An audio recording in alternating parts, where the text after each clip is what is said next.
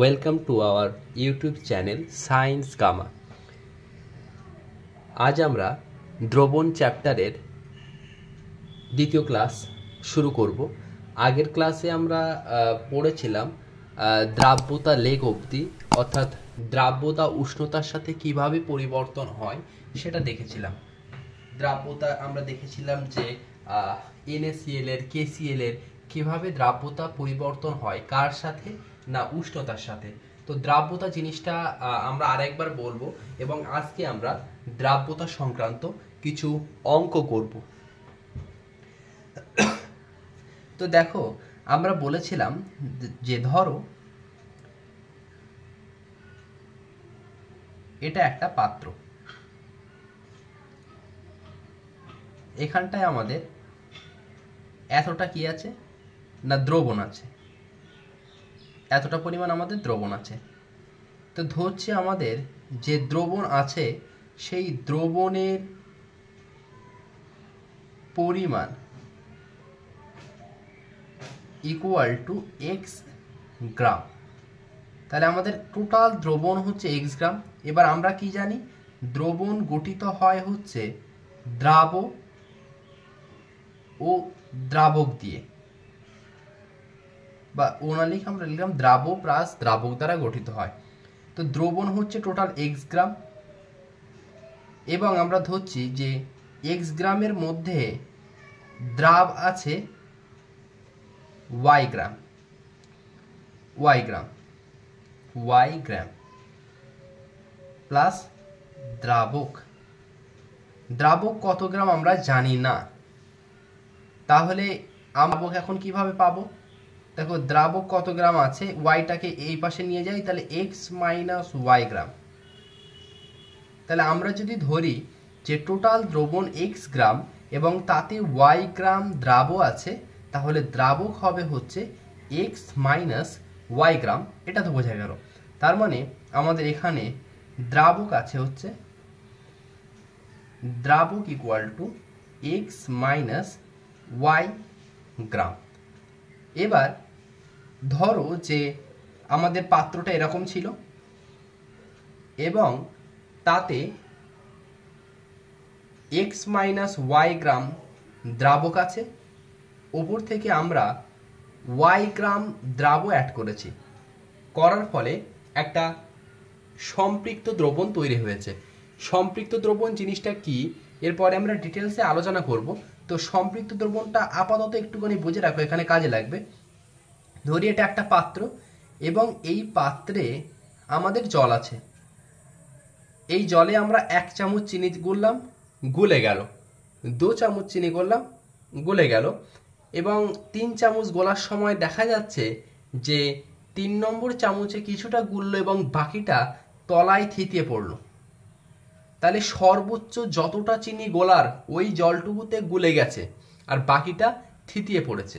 তো থিতিয়ে পড়ার উপরে যে গোলা অংশ, স্বচ্ছ অংশটা আছে, তাকে আমরা বলবো সম্পৃক্ত দ্রবণ।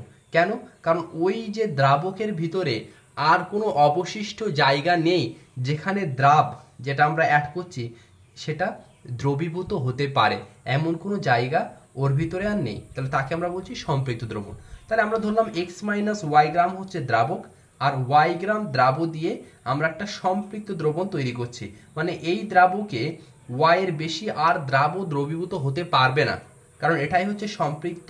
সবচেয়ে বেশি অ্যামাউন্ট অফ দ্রাব বা সলিউট দ্রবীভূত হয়ে গেল।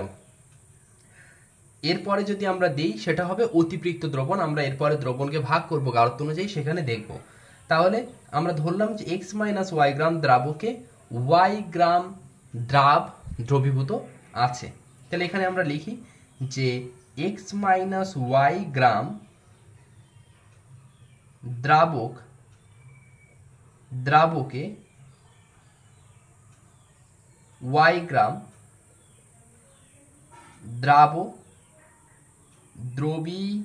দ্রবীভূত আছে বা দ্রবীভূত হয়ে সম্পৃক্ত দ্রবণ তৈরি করে। তাহলে 1 গ্রাম দ্রাবকে কতটা পরিমাণ দ্রবীভূত থাকবে? Y by x minus y. X minus y gram মানে ধরো অনেকটা, সেখান থেকে 1 গ্রাম অনেক কম, তার মানে এটা ভাগ হয়ে গেল। এত গ্রাম দ্রাবক দ্রবীভূত আছে। তাহলে 100 গ্রাম দ্রাবকে, এটা এই যে দ্রাবকটা আমরা নিয়েছি, ধরো 100 গ্রামের কথা বলছি, ধরো এটা জল, তাহলে 100 গ্রাম জলে কতটা পরিমাণে হবে, y/x - y, এই পার্টটার সাথে এবার কত গুণ হবে, 100, কারণ 1-এর চেয়ে 100 বেশি, তাহলে এখানে 100 আমরা গুণ করলাম, তাহলে এত গ্রাম দ্রাবক দ্রবীভূত থাকবে। আমরা কি জানি, আগের দিন আমরা দ্রাব্যতা থেকে কি দেখেছি, আগের দিন দ্রাব্যতা থেকে দেখেছি যে দ্রাব্যতা কাকে বলে, একটা পাত্রে বা একটা পাত্রে আমরা 100 গ্রাম দ্রাবক নিয়েছিলাম, সে ওয়াটার, জল ধরে নিচ্ছি 100 গ্রাম জল, এবং তার ভিতরে আমরা চিনি বা নুন অ্যাড করছিলাম, সেটা হচ্ছে দ্রাব হিসাবে কাজ করছিল, সলিউট হিসাবে কাজ করছিল। আমরা সলভেন্ট নিয়েছিলাম হচ্ছে জল, এটা হচ্ছে সলভেন্ট, দ্রাবক। এবার আমরা দেখছিলাম যে কত গ্রাম সর্বোচ্চ গুলতে পারে। তো 100 গ্রাম জলে একটা পার্টিকুলার টেম্পারেচারে, আমরা ধরছি 20 ডিগ্রি সেন্টিগ্রেড টেম্পারেচারে আমরা গুলছিলাম হচ্ছে লবণ। তো লবণ দেখা যাচ্ছিল 100 গ্রাম জলে 20 ডিগ্রি সেন্টিগ্রেড তাপমাত্রায় সর্বোচ্চ 36 গ্রাম লবণ গুলতে পারে। তাহলে আমরা বলছিলাম যে ওই দ্রবণের দ্রাব্যতা হচ্ছে 36, কোনো গ্রাম ট্রাম হবে না, আমরা দেখেছি দ্রাব্যতা কি, আবার বলছি কেন একক দ্রাব্যতা থাকে না।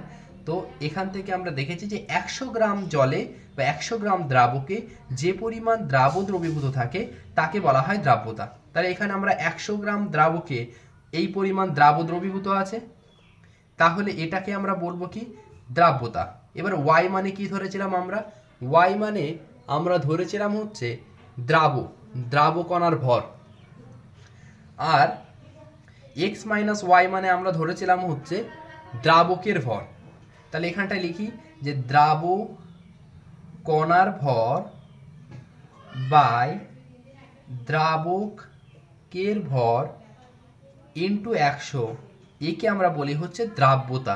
তাহলে এখানে দেখো দ্রাবকণার ভর বাই দ্রাবকের ভর, দুটোই ভর এবং একই জিনিসের অনুপাত হলে আমরা জানি তার কোনো একক থাকে না, এটা হচ্ছে দ্রাবকণার ভর আর দ্রাবকের ভর, তাহলে একই জিনিসের অনুপাত, তাই দ্রাব্যতার কোনো একক নেই। এবার আমরা এই দ্রাব্যতা জিনিসটাকে আরো ক্লিয়ার করব অঙ্কের মাধ্যমে। তাহলে আমরা এখানে একটা অঙ্ক নিয়েছি, এখানটা লেখা আছে 30 ডিগ্রি সেন্টিগ্রেড উষ্ণতায় 80 গ্রাম জলে একটি দ্রাবক সর্বাধিক 12 গ্রাম দ্রবীভূত হয়, এই উষ্ণতায় দ্রাবের দ্রাব্যতা কত।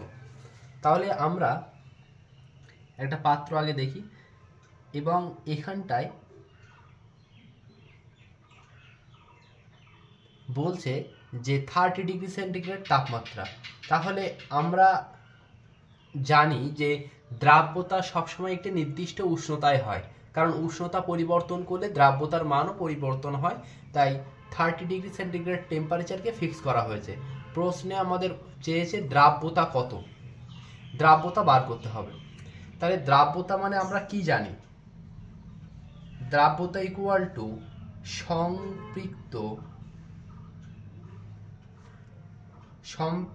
সম্পৃক্ত অবস্থায় দ্রাবকণার ভর বাই দ্রাবকের ভর ইন্টু 100। সম্পৃক্ত অবস্থায় দ্রাবকণার ভর মানে 100 গ্রাম দ্রাবকে বা নির্দিষ্ট পরিমাণ দ্রাবকে সর্বোচ্চ যতটা পরিমাণ দ্রাব দ্রবীভূত হতে পারে, সর্বাধিক যতটা দ্রাব দ্রবীভূত হতে পারে। তাহলে আমাদের এখানে বলেছে 80 গ্রাম জলে একটি দ্রাব সর্বাধিক 12 গ্রাম দ্রবীভূত হতে পারে, তার মানে এই যে দ্রাবকণার ভর বা সম্পৃক্ত অবস্থায় বা সর্বাধিক যতটা হতে পারছে সেটা হচ্ছে 12 গ্রাম। তাহলে এখানটায় আমরা বসাই, ওটার মান হচ্ছে 12 গ্রাম। এবং আমাদের দ্রাবকের ভর লাগবে, দ্রাবক কি এখানটায় জল, তো জলের ভর কত, 80 গ্রাম। তাহলে এখানটায় আমরা লিখলাম 80 গ্রাম ইন্টু, সূত্রে আছে 100 গুণ করতে হবে, এই 100 গুণ করলাম, গ্রাম গ্রাম কেটে গেল কারণ দ্রাব্যতার একক থাকে না, ইকুয়াল টু কত পাচ্ছি, 80 শূন্য, এর একটা শূন্য কাটলো, তাহলে উপরে থাকে হচ্ছে 12 10 কে 120, তলায় থাকে হচ্ছে 8, ইকুয়াল টু 8 15 120। তাহলে দ্রাব্যতা কত বেরোলো, 15। অতএব ওই উষ্ণতায় দ্রাব্যতা 15। এইভাবে আমরা দ্রাব্যতার অঙ্কগুলো করব। আচ্ছা, এখানে আমরা আর একটা অঙ্ক নিয়েছি এবং অঙ্কটা আমরা করেও রেখেছি যাতে ভিডিওটা লং না হয়। দেখো, এখানে আমাদের জিজ্ঞাসা করেছে যে 30 ডিগ্রি সেন্টিগ্রেড উষ্ণতায় কোনো লবণের দ্রাব্যতা 50, ওই উষ্ণতায় 36 গ্রাম লবণ নিয়ে একটি সম্পৃক্ত দ্রবণ তৈরি করতে কি পরিমাণ জলের প্রয়োজন। সম্পৃক্ত দ্রবণ তৈরি করার জন্য দ্রাবণ নিয়েছে হচ্ছে 36 গ্রাম লবণ। তাহলে এখানে যে 36 গ্রাম লবণ আমি ঢালছি সেটাই হচ্ছে আমার দ্রাবক। এখন এই যে দ্রাব দিচ্ছি, এই পরিমাণ দ্রাব দিলে আমার সম্পৃক্ত দ্রবণ তৈরি হবে। তো তার জন্য কতটা দ্রাবক লাগবে, তো দ্রাবকের পরিমাণটা আমি জানি না, এখানে জিজ্ঞাসা চিহ্ন দিয়ে রাখলাম। দ্রাবক আমরা জানি না, দ্রাবর পরিমাণ জানি 36 গ্রাম এবং বলা হয়েছে দ্রাব্যতা 50, দ্রাব্যতা 50 লিখেছি। তাহলে আমরা কি জানি, দ্রাব্যতা ইকুয়াল টু দ্রাবকণার ভর বাই দ্রাবকের ভর ইন্টু 100। তো দ্রাবকণার ভর এখানে হচ্ছে 36 গ্রাম, আর দ্রাবকের ভর কত আমরা জানি না, সেই জন্য আমরা এক্স ধরেছি। আর 100 গুণ আছে এই সূত্রে, আমাদের গ্রাম গ্রাম কাটলো, এখান থেকে 36 ইন্টু 100 হলো, তলায় এক্স।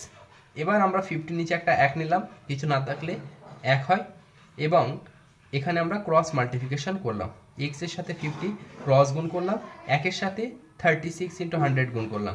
তাহলে 1 এর সাথে যদি 36 ইন্টু 100টা গুণ করি ওটাই হয়, এবং এখান থেকে 50 এক্স এর সাথে গুণ হিসেবে আসে, এ পাশে গেল ভাগ হলো 50। এখান থেকে এক্স এর ভ্যালু বের করলাম, যে 50 100 কাটলো, তাহলে হলো 2 আর 36 হলো 72, 72। অর্থাৎ কতটা দ্রাবক লাগবে, যদি আমার 36 গ্রাম লবণ দিয়ে সম্পৃক্ত দ্রবণ প্রস্তুত করতে হয়, তো 72 গ্রাম কিন্তু আমার দ্রাবক লাগবে। দ্রাব্যতা সংক্রান্ত অঙ্কগুলো আমরা দেখলাম। এবার আমরা দ্রাব্যতা লেখ সম্পর্কে আরেকটু আলোচনা করি। যারা যারা দ্রাব্যতা লেখ বা দ্রাব্যতা কি জানো না, তারা আমার আগের ভিডিওয়ে আলোচনা করা হয়েছে, ডেসক্রিপশন বক্সে দেওয়া থাকবে লিঙ্ক, সেখান থেকে দেখে নিতে পারো। দ্রাব্যতা লেখ বলতে বোঝাচ্ছে যে আমরা এখানে একটা অঙ্ক করলাম, যে বললাম 30 ডিগ্রি সেন্টিগ্রেড টেম্পারেচারে দ্রাব্যতা। তো এরকম আমরা ধরে নিচ্ছি না, এটা পরীক্ষা করে দেখা হয়েছে যে 100 গ্রাম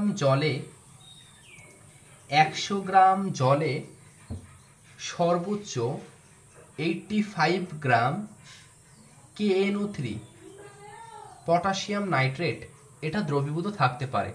কত ডিগ্রি সেন্টিগ্রেড টেম্পারেচারে? 50 ডিগ্রি সেন্টিগ্রেড টেম্পারেচারে। এবং আমরা আগের দিন দ্রাব্যতা লেখ থেকে দেখেছি যে যদি উষ্ণতা বাড়ানো হয়, এপাশে আমরা দ্রাব্যতা নিলাম, এপাশে আমরা উষ্ণতা নিলাম টেম্পারেচার, তো টেম্পারেচার বাড়ানোর সাথে সাথে আমাদের KNO3 দ্রাব্যতাও বাড়ে। তাহলে 50 ডিগ্রি সেন্টিগ্রেড টেম্পারেচারে 85 গ্রাম দ্রবীভূত হতে পারে KNO3 100 গ্রাম জলে। তাহলে আমরা যদি টেম্পারেচার বাড়িয়ে 100 ডিগ্রি সেন্টিগ্রেড করি, তাহলে 85 গ্রামের চেয়ে বা 85 গ্রামের চেয়ে বেশি পরিমাণ KNO3 অ্যাড করা যাবে। তো সেক্ষেত্রে 85 থেকে বেশি, ধরুন 90 গ্রাম KNO3 অ্যাড করা যাবে 100 গ্রাম জলে। যদি 100 ডিগ্রির চেয়ে আমরা বেশি টেম্পারেচার বাড়াই, তবে আমাদের দ্রাব্যতা আরও বাড়বে। অর্থাৎ এই দ্রাব্যতার পরিমাণটা কিন্তু ফিক্সড নয়, দ্রাব্যতার পরিমাণটা কিন্তু ফিক্সড নয়। উষ্ণতা বাড়ার সাথে সাথে কিন্তু দ্রাব্যতা এই যে ভ্যালুটাও কিন্তু কমতে থাকে বা বাড়তে থাকে। শুধু যে বাড়ে এমনটা নয়, আমরা আগের দিন দেখেছি যে ক্যালসিয়াম হাইড্রোক্সাইড CaOH ক্ষেত্রে কি হয়, উষ্ণতা বাড়ার সাথে সাথে দ্রাব্যতা কমতে থাকে। তো এটাও একটা ব্যাপার। এবার আমরা দেখব যে তরলে গ্যাসের দ্রাব্যতা, তরলে গ্যাসের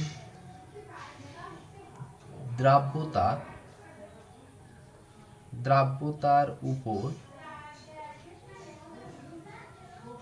উষ্ণতা ও চাপের প্রভাব,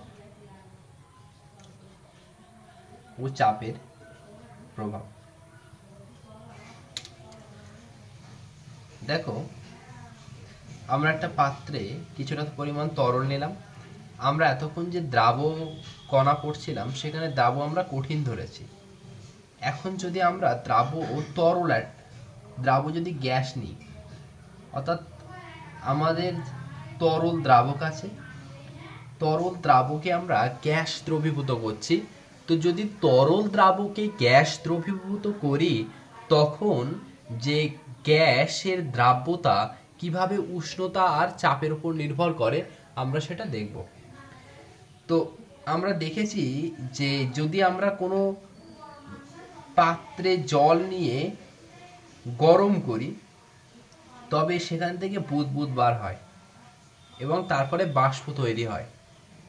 এই যে বুদবুদগুলো কি, যে নর্মাল টেম্পারেচারে বা রুম টেম্পারেচারে জলের ভিতরে কিছু পরিমাণ গ্যাস দ্রবীভূত ছিল এবং এই গ্যাসগুলো তাপমাত্রা দেওয়ার ফলে বেরিয়ে যাচ্ছে বুদবুদ আকারে। অর্থাৎ উষ্ণতা বাড়ানোর সাথে সাথে কিন্তু তরলে গ্যাসের দ্রাব্যতা কমে যায়। দ্রাব্যতা কমে যায় বলে তারা আর জলে থাকতে পারছে না, বেরিয়ে যাচ্ছে। আবার উষ্ণতা কমাতে থাকলে গ্যাসের দ্রাব্যতা বাড়ে তরলে। তাহলে তরলে গ্যাসের দ্রাব্যতা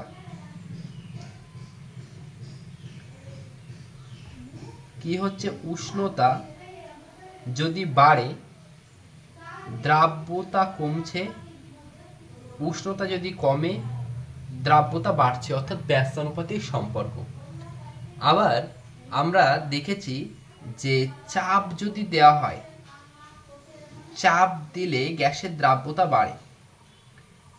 এটা ধরো একটা বোতল, এই বোতলের ভিতরে আমাদের জল আছে, যেভাবে আমাদের সোডা ওয়াটার প্রস্তুত করা হয় আর কি।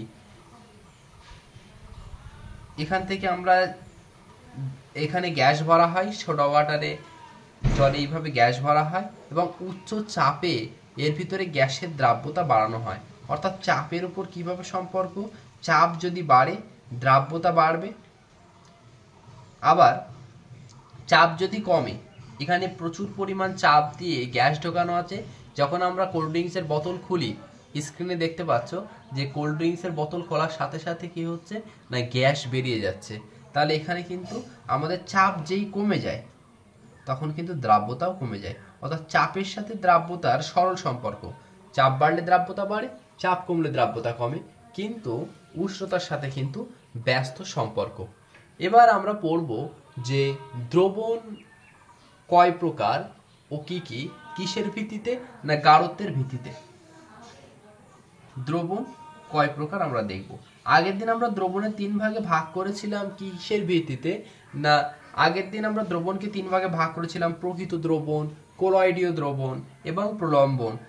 আমরা দেখেছিলাম যে কোনো একটা দ্রাবকে যে পরিমাণ দ্রাব দেওয়া হচ্ছিল সেই দ্রাবের একটা ব্যাস আছে, ডায়ামিটার আছে, সেই ব্যাসের উপর নির্ভর করে আমাদের 3 ভাগে ভাগ করছিলাম। ব্যাস যদি খুব বড় হয় দ্রাবকণার তবে প্রলম্বন বলবো, যদি মাঝারি সাইজের হয় তখন আমরা বলবো যে কোলয়েডীয় দ্রবণ গঠিত হবে, যদি ব্যাস খুব ক্ষুদ্র হয় তবে তারা প্রকৃত দ্রবণ গঠন করে। এখন দ্রবণকে গাঢ়ত্বের ভিত্তিতে, অর্থাৎ কতটা পরিমাণ আমি দ্রাবক তার ভিতরে দ্রবীভূত করছি সেটার উপর নির্ভর করে 3 ভাগে ভাগ করা যায়। তাহলে দ্রবণকে গাঢ়ত্বের ভিত্তিতে 3 ভাগে ভাগ করা হয়, একটা সম্পৃক্ত, একটা অসম্পৃক্ত এবং একটা অতিপৃক্ত দ্রবণ। তো সম্পৃক্ত দ্রবণ কাকে বলে, জিনিসটা বোঝার আগে একটা উদাহরণ দিয়ে বুঝে নিই। যে এক ব্যক্তি ধরো 2 প্লেট বিরিয়ানি খেতে পারে, এটা তার পেটের মাপ, সে 2 প্লেট বিরিয়ানি খেতে পারে। এখন যদি তাকে কেউ 2 প্লেট বিরিয়ানি খাওয়ায় তাহলে তার পেটে আর জায়গা নেই, একটু খাওয়ার মতো আর জায়গা নেই। এবার যদি খেতে হয় জোর করে খেতে হবে। তো এই যে তার পেটের মাপ অনুযায়ী যে খাওয়ার, সেটা হচ্ছে সম্পৃক্ত দ্রবণ। তার মানে কোনো একটা দ্রাবকে সর্বোচ্চ যতটা পরিমাণ দ্রাব দ্রবীভূত হতে পারে, একটা দ্রাবক তার ভিতরে সর্বোচ্চ যতটা দ্রাব দ্রবীভূত হতে পারে, অর্থাৎ যদি এতে 50 গ্রাম ধরো দ্রাব গুলে যেতে পারে, তার বেশি দিলে আর গুলবে না, তো সেই পরিমাণ দ্রাবকে বলা হয়, দ্রাব দ্বারা গঠিত দ্রবণকে বলা হয় সম্পৃক্ত দ্রবণ। এখন কেউ 2 প্লেট বিরিয়ানি খেতে পারে, আমি তার 1 প্লেট বিরিয়ানি দিলাম, তাহলে তার পেটে এখনো খালি থাকবে, তো সেই প্রকার দ্রবণকে বলা হয় অসম্পৃক্ত দ্রবণ। অর্থাৎ আমি দ্রাব দিয়েছি কিন্তু তার ভিতরে আরো দ্রাব গুলতে পারে, আরো দ্রাব দেবো তো তার ঘনত্ব আরো বাড়বে, আরো দ্রাব দেব ঘনত্ব আরো বাড়বে, অর্থাৎ তার ভিতরে আমরা দ্রাব অ্যাড করলেও গুলে যাবে, সেই দ্রবণকে বলা হয় অসম্পৃক্ত দ্রবণ। আর অতিপৃক্ত দ্রবণ কাকে বলা হয় যদি কোনো দ্রবণে যতটা পরিমাণ দ্রাবকণা দ্রবীভূত হতে পারে তার চেয়ে বেশি দেওয়া হয়। অর্থাৎ কেউ যদি 2 প্লেট বিরিয়ানি খেতে পারে, লোভে পড়ে সে যদি আর একটু বেশি খায়, 2 প্লেটের চেয়ে বেশি খায়, তো তখন সেটা হয়ে যাবে অতিরিক্ত। অর্থাৎ অতিরিক্ত দ্রবণ মানে কোনো একটা দ্রাবকে 50 গ্রাম দ্রাবকণা দ্রবীভূত থাকতে পারে, বাট সেখানে একটা বিশেষ কারণে 51 গ্রাম দ্রবীভূত আছে। অর্থাৎ যদি অতিরিক্ত সম্পৃক্তের তুলনায় অতিরিক্ত দ্রাবকণা দ্রবীভূত হয়ে দ্রবণ গঠন করে, তখন তাকে আমরা বলবো অতিপৃক্ত দ্রবণ। এবং এই যে আমরা দ্রবণের সংজ্ঞা পড়বো, সব ক্ষেত্রে কিন্তু একটা নির্দিষ্ট উষ্ণতায় হবে, যেটাকে আমরা সম্পৃক্ত দ্রবণ বলছি। দেখা গেল উষ্ণতা বাড়ার সাথে সাথে সেটাই আরো বেশি পরিমাণ দ্রবীভূত হতে পারে। এবার সম্পৃক্ত দ্রবণ, অসম্পৃক্ত দ্রবণ আর অতিপৃক্ত দ্রবণ তো বোঝা গেল। এবার আমরা যাচ্ছি যে কেলাস আর কেলাসন, এই দুটো পদ্ধতি নিয়ে আমরা আলোচনা করব। আগের দিন আমরা বলেছিলাম যে উষ্ণতা বাড়ার সাথে সাথে কোনো কোনো পদার্থের কি হয়, দ্রাব্যতা বাড়ে। আবার আসছে আমরা দেখাচ্ছি যে KNO3 দ্রাব্যতা এইভাবে বাড়ে, তারপরে CaOH তার অল্প দ্রাব্যতা এইভাবে কমে, NaCl অল্প পরিমাণ বাড়ে উষ্ণতা বাড়ার সাথে সাথে। এপাশে টেম্পারেচার, এপাশে সলিউবিলিটি বা দ্রাব্যতা আমরা নিলাম। তো এটা হচ্ছে KNO3 এর গ্রাফ, এটা হচ্ছে NaCl এর গ্রাফ, এটা হচ্ছে CaOH তার হোল টুর গ্রাফ। আর একটা দেখেছিলাম আমরা গ্লোবাল সল্ট, তার উষ্ণতা বাড়ার সাথে সাথে প্রথম দ্রাব্যতা বাড়ে, তারপর আবার দ্রাব্যতা কমতে থাকে। এটা হচ্ছে গ্লোবাল সল্ট। তো এরকম ভাবে আমরা বলতে পারি, দেখো যে যদি আমরা এখানে কিছুটা দ্রাবক নিলাম এবং তার ভিতরে কিছুটা দ্রবীভূত করলাম, এখন দ্রাবটা এমন যে উষ্ণতা বৃদ্ধির সাথে সাথে তার দ্রাব্যতা বৃদ্ধি পায়, উষ্ণতা বাড়ার সাথে সাথে দ্রাব্যতা বৃদ্ধি পায়। তাহলে উষ্ণতা যদি কমে দ্রাব্যতা কমবে। আমরা বলেছি উষ্ণতা বৃদ্ধি হলে দ্রাব্যতাও বৃদ্ধি পায়, মানে বেশি পরিমাণ দ্রাব গুলতে পারে। এখানটায় যেমন KNO3 আছে, টেম্পারেচার বাড়ছে, দ্রাব্যতা বাড়ছে। তাহলে এরকম কোনো পদার্থ আমরা নিলাম, নিয়ে একটা দ্রবণ তৈরি করলাম, তারপরে আমরা উষ্ণতাকে কমাচ্ছি। ধরো 30 ডিগ্রি সেন্টিগ্রেড টেম্পারেচারে আমি গুললাম সেই দ্রাবটা, ওই দ্রাবকে একটা দ্রবণ তৈরি হলো। এবার তাকে আমরা ঠান্ডা করছি, ফ্রিজে দিয়ে বা কোল্ড ওয়াটারে দিয়ে আমরা ঠান্ডা করছি। ঠান্ডা করার সময় উষ্ণতা কমছে, উষ্ণতা যদি কমে কি হবে, ওর দ্রাব্যতা তো উষ্ণতা বৃদ্ধির সাথে বাড়ে, তাহলে উষ্ণতা কমার সাথে দ্রাব্যতাও কমবে। এখন দ্রাব্যতা কমা মানে কি, পদার্থটা অদক্ষিপ্ত হবে, আর ওই দ্রাবকে গুলে থাকবে না, তলায় থিতিয়ে পড়বে আস্তে আস্তে। তো এমন কিছু কিছু পদার্থ আছে যাদের উষ্ণতা কমালে দ্রাব্যতা কমে এবং তারা অদক্ষিপ্ত হওয়ার সময় একটা নির্দিষ্ট আকৃতি বিশিষ্ট এবং সুবিন্যস্ত কণার গঠনযুক্ত কেলাস তৈরি করে। আমরা জানবো যে কেলাস কি, কেলাসন কি। তো এমন কিছু পদার্থ আছে যাদের দ্রবণের উষ্ণতা কমানোর ফলে দ্রাব পদার্থ অধক্ষিপ্ত হয়ে কেলাস গঠন করে। আমরা জানি যে পদার্থকে দুই ভাগে ভাগ করা হয়, একটা হচ্ছে অনিয়তাকার বা ইংলিশে বলা হয় অ্যামরফাস।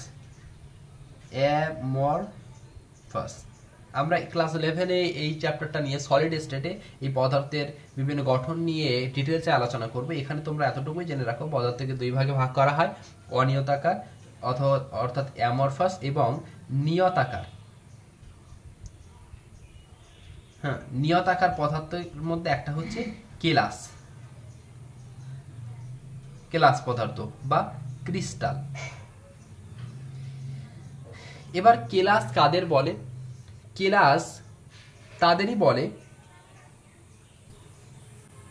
আমরা তাদেরই বলবো যাদের একটা সুনির্দিষ্ট আকৃতি আছে। সুনির্দিষ্ট আকৃতি মানে কেমন? ধরো সেই কেলাস মানে সেই পদার্থটা গঠিত হয়েছে এমন অণুর দ্বারা যেসব অণুগুলো পরস্পর থেকে একটা নির্দিষ্ট দূরত্বে সুবিন্যস্ত অবস্থায় আছে। অর্থাৎ অনিয়তাকার পদার্থ গঠিত হয় এইভাবে যে কণাগুলো এমনভাবে থাকে না, কণাগুলো একটা এখানে থাকলো, একটা এখানে থাকলো, তো তো একটা এখানে একটা এখানে এলোমেলোভাবে বিন্যস্ত থাকে অনিয়তাকার পদার্থের কণাগুলো।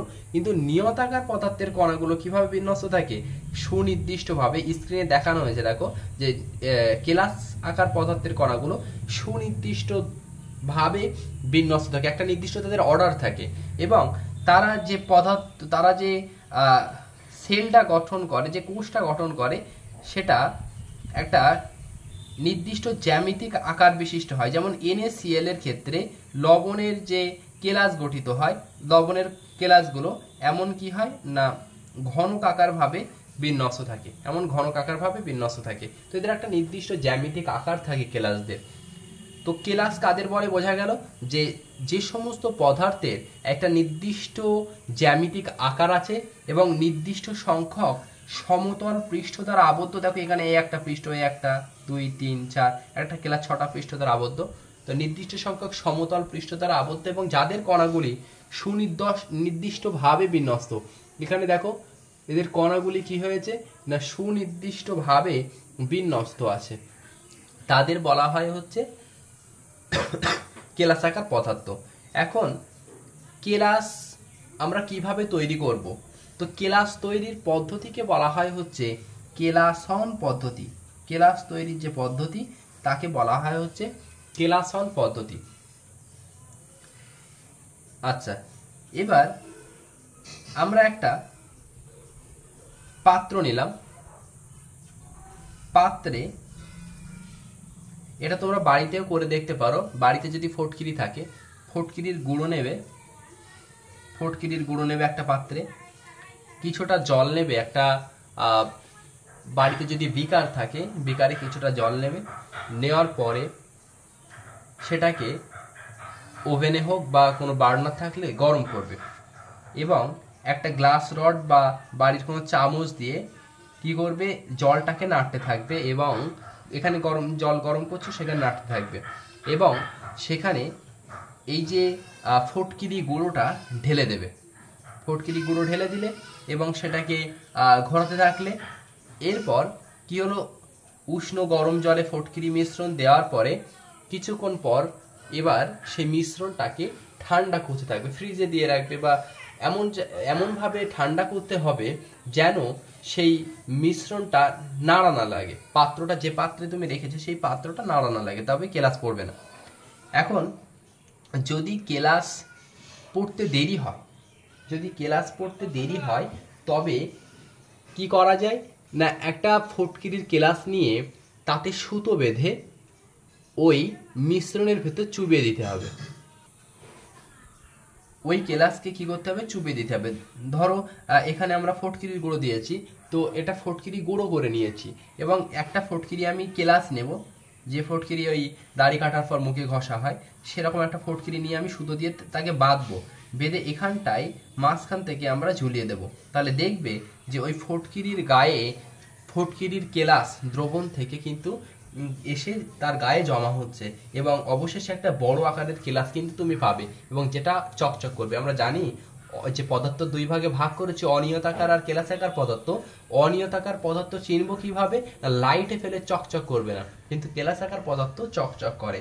এবং এই যে ঘটনা, অর্থাৎ আমরা একটা বড় কেলাস ফেললাম এবং তার গায়ে ক্ষুদ্র ক্ষুদ্র দ্রবণ থেকে কেলাস এসে জমা হচ্ছে, এই ঘটনাটাকে বলা হয় অধিবৃত্তি। এই ঘটনাটাকে কি বলা হয়, অধিবৃত্তি। এবং যে কেলাসটাকে ইউজ করা হলো বড় কেলাস, এই বড় কেলাসটার বলা হয় হচ্ছে বীজ কেলাস। এমন কিছু কেলাসাকার পদার্থের নাম হচ্ছে CuSO4, কপার সালফেট, যেটাকে আমরা তুতে বলি, তারপরে চিনিও হবে, লবণ হবে, এরা সবই কিন্তু কেলাসাকার পদার্থ। এবং এর আগে আমরা যে অতিপৃক্ত দ্রবণ, সম্পৃক্ত দ্রবণ এবং অসম্পৃক্ত দ্রবণ পড়লাম, তাদের অতিপৃক্ত দ্রবণ বললাম যে যেখানে বেশি পরিমাণ দ্রাবদ্রবীভূত থাকে, এরকম উদাহরণ খুব রেয়ার।